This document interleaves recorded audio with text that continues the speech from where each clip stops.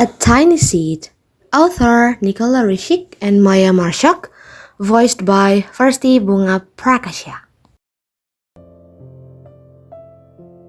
In a village on the slopes of Mount Kenya in East Africa, a little girl worked in the fields with her mother. Her name was Wangari.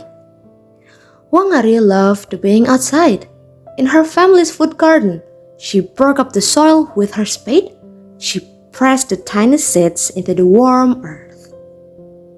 Her favorite time of day was just after sunset.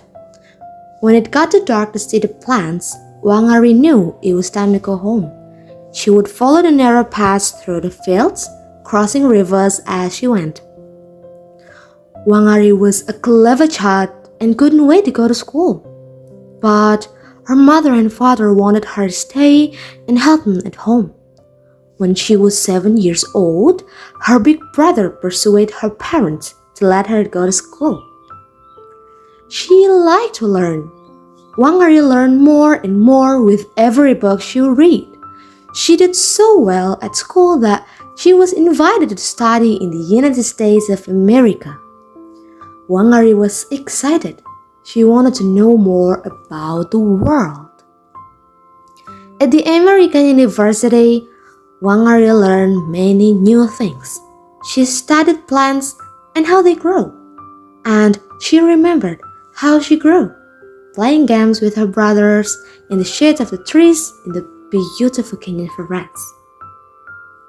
The more she learned, the more she realized that she loved the people of Kenya. She wanted them to be happy and free. The more she learned, the more she remembered her African home. When she had finished her studies, she returned to Kenya. But her country has changed.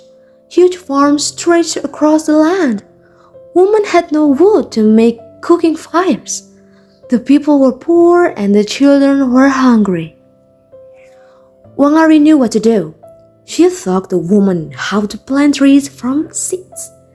The woman sold the trees and used the money to look after their families.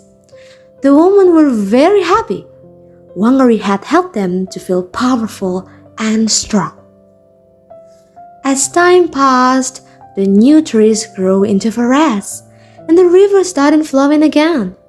Wangari's message spread across Africa. Today, millions of trees have grown from Wangari seeds. Wangari had worked hard.